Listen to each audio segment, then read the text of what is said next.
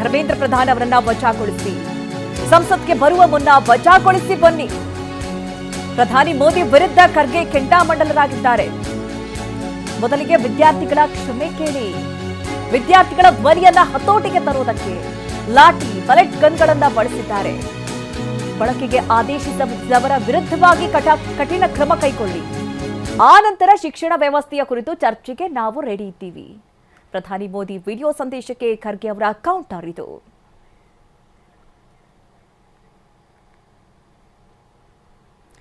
ನೋಡಿ, ಈಗಾಗಲೇ ಮಲ್ಲಿಕಾರ್ಜುನ್ ಖರ್ಗೆ ಅವರು ಕೂಡ ಸದನದಲ್ಲಿ ವಿಚಾರವನ್ನ ಪ್ರಸ್ತಾಪ ಮಾಡಿದ್ರು, ಅಲ್ಲಿ ಧರಣಿ ನಡೆಸ್ತಿದ್ರು. ಜೊತೆಗೆ ಅಲ್ಲಿ ಚರ್ಚೆಗೆ ಅವಕಾಶ ಬೇಕು ಅಂತ ಅಂದ್ರೆ ಅಥವಾ ಚರ್ಚೆಯನ್ನ ನಡೆಸಬೇಕು ಅಂತ ಅಂದ್ರೆ ಈಗ ವಿದ್ಯಾರ್ಥಿಗಳು ಏನ್ ಕೇಳ್ತಾ ಇದ್ದಾರೆ, ಏನ್ ಇಡ್ತಾ ಇದ್ದಾರೆ ಅದನ್ನ ಪೂರೈಸಿ. ಒಂದು, ಧರ್ಮೇಂದ್ರ ಪ್ರಧಾನ್ ಅವರ ರಾಜೀನಾಮೆಯನ್ನ ನೀಡಿಸಬೇಕು. ಜೊತೆಗೆ ಅದರ ಜೊತೆಯಲ್ಲಿ ಈಗಾಗಲೇ ಏನು ಲಾಠಿ ಚಾರ್ಜ್ ಆಯಿತು ವಿದ್ಯಾರ್ಥಿಗಳ ವಿರುದ್ಧವಾಗಿ, ಅವರು ಕೂಡ ಅವರ ವಿರುದ್ಧವಾಗೂ ಕೂಡ ಕ್ರಮ ಕೈಗೊಳ್ಳಬೇಕು ಅಂತ ಹೇಳಿ ಪ್ರಧಾನಿ ಮೋದಿ ಅವರಿಗೆ ಆಗ್ರಹವನ್ನು ವ್ಯಕ್ತಪಡಿಸಿದ್ದಾರೆ ಮಲ್ಲಿಕಾರ್ಜುನ್ ಖರ್ಗೆ. ಕೇಂದ್ರ ಸರ್ಕಾರದ ವಿರುದ್ಧ ಸೋನಿಯಾ ಗಾಂಧಿ ಕೂಡ ಗುಡುಗಿದ್ದಾರೆ. ಪ್ರತಿಭಟನೆಯನ್ನ ಮೋದಿ ಸರ್ಕಾರ ನಿಭಾಯಿಸಿದ ರೀತಿ ಹೇಡಿತನ ಮತ್ತು ಕ್ರೂರತನಕ್ಕೆ ಸಮ ಅಂತ ಸೋನಿಯಾ ಗಾಂಧಿ ಹೇಳಿದ್ದಾರೆ. 2026 ಜುಲೈ 20 ಈ ದಿನ ಅಪಕೀರ್ತಿಯ ದಿನವಾಗಿದೆ. ಶಾಂತಿಯುತವಾಗಿ ಪ್ರತಿಭಟನೆ ನಡೆಸ್ತಾ ಇದ್ದವರನ್ನ ಚದುರಿಸಲು ಪೊಲೀಸರು ಮತ್ತು ಕೇಂದ್ರೀಯ ಸಶಸ್ತ್ರ ಪಡೆ ಲಾಠಿ ಬಳಸಿದೆ. ಯುವಕರ ದೇಹಗಳ ಮೇಲೆ ಪೆಲೆಟ್ ದಾಳಿಗಳಾಗಿದೆ. ಈ ಪೆಲೆಟ್ ಬಳಕೆಗೆ ಅಮಿತ್ ಶಾ ಸೂಚನೆ ನೀಡಿರ್ತಾರೆ. ಕೇಂದ್ರ ಸರ್ಕಾರದ ವಿರುದ್ಧ ಸೋನಿಯಾ ಗಾಂಧಿ ಅವರ ಆಕ್ರೋಶ ಇದು. ನೋಡಿ, ಯಾವಾಗ ವಿಪಕ್ಷಗಳೆಲ್ಲವೂ ಕೂಡ ಸೇರಿ ರೋಡಿಗಿಳಿದು ಪ್ರತಿಭಟನೆಗೆ ಮುಂದಾದ್ವು, ಒಂದ್ ಕಡೆ ಯಾವಾಗ ತೀವ್ರವಾಯಿತು ಈ ಪ್ರತಿಭಟನೆ, ಈಗಾಗಲೇ ಕೇಂದ್ರ ಸರ್ಕಾರ ಕೂಡ ಎಚ್ಚೆತ್ತುಕೊಂಡಿದೆ. ಒಂದ್ ಕಡೆ ಇದನ್ನೆಲ್ಲವನ್ನು ಕೂಡ ಸರಿ ಮಾಡುವಂತಹ ಭರವಸೆಯನ್ನ ಕೊಡ್ತಾ ಇದೆ. ಆದ್ರೆ ಇದುವರೆಗೂ ಕೂಡ ಧರ್ಮೇಂದ್ರ ಪ್ರಧಾನ್ ಅವರ ರಾಜೀನಾಮೆ ವಿಚಾರದಲ್ಲಿ ಯಾವ ವಿಚಾರವೂ ಕೂಡ ಈಗ ಹೊರಬಿದ್ದಿಲ್ಲ. ಹೀಗಾಗಿ ವಿಪಕ್ಷ ನಾಯಕರು ಈ ಬಗ್ಗೆ ಆಗ್ರಹವನ್ನು ವ್ಯಕ್ತಪಡಿಸ್ತಾ ಇದ್ದಾರೆ. ಈ ಬಗ್ಗೆ ಹೆಚ್ಚಿನ ಡೀಟೇಲ್ಸ್ ಅನ್ನ ನೀಡ್ತಾರೆ ನಮ್ಮ ಪ್ರತಿನಿಧಿ ಹರೀಶ್, ನೇರ ಸಂಪರ್ಕದಲ್ಲಿ ನಮ್ಮನ್ನ ಜಾಯ್ನ್ ಆಗ್ತಾ ಇದ್ದಾರೆ. ಹರೀಶ್, ಈಗ ಗಮನಿಸ್ತಾ ಇರುವ ಹಾಗೆ ಒಂದ್ ಕಡೆ ಎಷ್ಟೇ ಭರವಸೆಗಳನ್ನ ಕೊಡ್ತಾ ಇದ್ರು ಕೂಡ ಕೇಂದ್ರ ಸರ್ಕಾರ ಮೇನ್ ಪಟ್ಟಿರುವಂತದ್ದು ಪ್ರತಿಭಟನಾಕಾರರಾಗಿರ್ಬೋದು ಅಥವಾ ವಿಪಕ್ಷಗಳದ್ದು ಧರ್ಮೇಂದ್ರ ಪ್ರಧಾನ್ ಅವರು ರಾಜೀನಾಮೆಯನ್ನ ಕೊಡಬೇಕು. ಜೊತೆಗೆ ವಿದ್ಯಾರ್ಥಿಗಳ ಮೇಲೆ ಆದಂತಹ ಲಾಠಿ ಪ್ರಹಾರ ಯಾರ ಆದೇಶವನ್ನ ಕೊಟ್ಟರು ಅವರ ವಿರುದ್ಧವಾಗಿ ಕಠಿಣ ಕ್ರಮ ಆಗಬೇಕು ಅಂತ.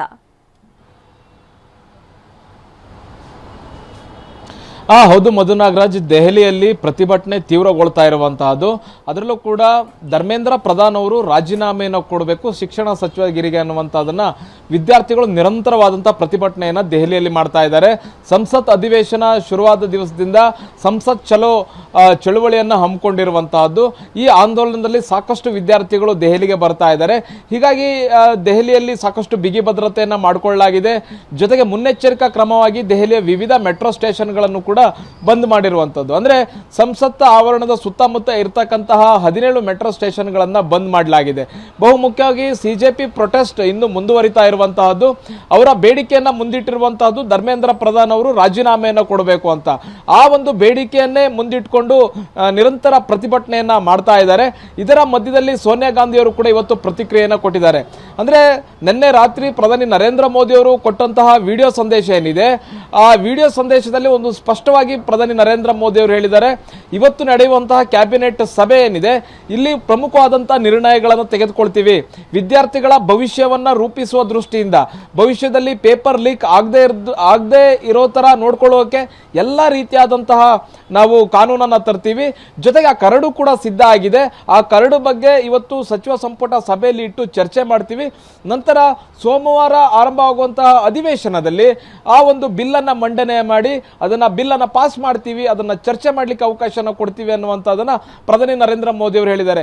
ಪ್ರಧಾನಿ ನರೇಂದ್ರ ಮೋದಿ ಅವರ ಈ ಒಂದು ವಿಡಿಯೋ ಹೇಳಿಕೆ ಏನಿದೆ, ಇದಕ್ಕೆ ವಿರೋಧ ಪಕ್ಷಗಳ ನಾಯಕರು ಈಗ ವಿರೋಧವನ್ನ ವ್ಯಕ್ತಪಡಿಸ್ತಾ ಇದ್ದಾರೆ, ತಿರುಗೇಟನ್ನ ಕೊಡ್ತಾ ಇದ್ದಾರೆ. ಪ್ರಧಾನಿ ನರೇಂದ್ರ ಮೋದಿ ಅವರು ಸಂಸತ್ನಲ್ಲಿ ಉತ್ತರವನ್ನ ಕೊಡಬೇಕಾಗುತ್ತೆ.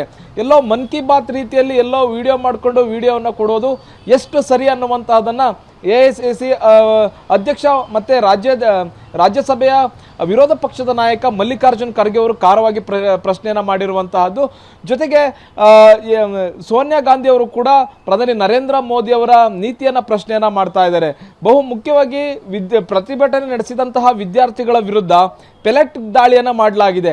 ಸಾಕಷ್ಟು ವಿದ್ಯಾರ್ಥಿಗಳು ಪೆಲೆಟ್ ದಾಳಿಯಿಂದ ಗಂಭೀರವಾಗಿ ಗಾಯಗೊಂಡಿದ್ದಾರೆ. ಅವರನ್ನ ಆಸ್ಪತ್ರೆಗಳಲ್ಲಿ ದಾಖಲಿಸಿ ಚಿಕಿತ್ಸೆಯನ್ನು ಕೂಡ ಕೊಡಲಾಗಿದೆ. ಇವುಗಳನ್ನೆಲ್ಲ ಫೋಟೋವನ್ನ ಪೋಸ್ಟ್ ಮಾಡಿರುವಂತಹ ಸೋನಿಯಾ ಗಾಂಧಿ ಅವರು ಒಂದು ಖಾರವಾದಂತಹ ಪ್ರತಿಕ್ರಿಯೆಯನ್ನು ಕೊಟ್ಟಿರುವಂತಹದ್ದು. ಈ ಮಕ್ಕಳ ಮೇಲೆ ದಾಳಿ ಮಾಡಲಿಕ್ಕೆ ಏನು ಅಮಿತ್ ಶಾ ಸೂಚನೆ ನೀಡಿದ್ರಾ ಅನ್ನುವಂಥದ್ದನ್ನ ಸೋನಿಯಾ ಗಾಂಧಿ ಅವರು ಪ್ರಶ್ನೆ ಮಾಡಿದ್ದಾರೆ. ಮತ್ತೆ ಜುಲೈ 20 ಅನ್ನುವಂತಹದ್ದು ದೇಶದ ಇತಿಹಾಸದಲ್ಲಿ ಕರಾಳ ದಿನವಾಗಿ ಉಳ್ಕೊಳ್ಳುತ್ತೆ. ವಿದ್ಯಾರ್ಥಿಗಳ ಮೇಲಿನ ದಾಳಿಯನ್ನ ಎಂದು ಕೂಡ ಈ ದೇಶ ಮರೆಯೋದಿಲ್ಲ ಅನ್ನುವಂಥದ್ದನ್ನು ಕೂಡ ಸೋನಿಯಾ ಗಾಂಧಿ ಅವರು ಹೇಳಿರುವಂತಹದ್ದು. ಒಂದ್ ಕಡೆ ವಿರೋಧ ಪಕ್ಷಗಳಿಂದ ಸಾಕಷ್ಟು ತೀವ್ರ ವಿರೋಧ ವ್ಯಕ್ತ ಆಗ್ತಿದೆ ವಿದ್ಯಾರ್ಥಿಗಳ ಮೇಲೆ ಮಾಡಿರ್ತಕ್ಕಂಥ ದಾಳಿಯನ್ನ. ಮತ್ತೆ ಸಂಸತ್ನಲ್ಲೂ ಕೂಡ ಚರ್ಚೆ ಆಗಬೇಕು ಈ ವಿಚಾರ ಅನ್ನುವಂಥದ್ದನ್ನ ವಿರೋಧ ಪಕ್ಷಗಳು ಸಾಕಷ್ಟು ಒತ್ತಡವನ್ನ ಹೇರ್ತಿರುವಂತದ್ದು, ಬೇಡಿಕೆಯನ್ನ ಸರ್ಕಾರದ ಮುಂದೆ ಇಡ್ತಿವೆ. ಆದ್ರೆ ಸಂಸತ್ನಲ್ಲಿ ಚರ್ಚೆ ಮಾಡಲಿಕ್ಕೆ ಅವಕಾಶ ಸಿಗ್ತಾ ಇಲ್ಲ. ವಿರೋಧ ಪಕ್ಷಗಳು ಕೂಡ ಗಲಾಟೆಯನ್ನ ಮಾಡ್ತಾ ಇರುವಂತಹದ್ದು. ಪದೇ ಪದೇ ಗಲಾಟೆ ಮಾಡೋದ್ರಿಂದ ಸಂಸತ್ ಕಲಾಪವನ್ನು ಕೂಡ ಪದೇ ಪದೇ ಮುಂದೂಡಲಾಗ್ತಾ ಇದೆ. ಸೋಮವಾರದಿಂದ ಆರಂಭ ಆಗಿರುವಂತಹ ಅಧಿವೇಶನದಲ್ಲಿ ಒಂದೇ ಒಂದು ನಿಮಿಷ ಕೂಡ ಯಾವುದೇ ರೀತಿಯಾದಂತಹ ಚರ್ಚೆ ಆಗ್ಲಿಕ್ಕೆ ಅವಕಾಶ ಸಂಸತ್ನಲ್ಲಿ ಸಿಕ್ಕಿಲ್ಲ. ಹಾಗಾಗಿ ವಿರೋಧ ಪಕ್ಷಗಳು ಕೂಡ ಕೇಳ್ತಾ ಇವೆ ಸಂಸತ್ನಲ್ಲಿ ಈ ವಿಚಾರ ಚರ್ಚೆ ಆಗಬೇಕು ಅನ್ನುವಂತಹದ್ದು. ಇವತ್ತು ಒಂದ್ ವೇಳೆ ಅವಕಾಶ ಸಿಕ್ಕಿದಲ್ಲಿ ಇವತ್ತು ವಿರೋಧ ಪಕ್ಷಗಳು ಚರ್ಚೆ ಮಾಡಲಿಕ್ಕೆ ಸಿದ್ಧ ಇವೆ.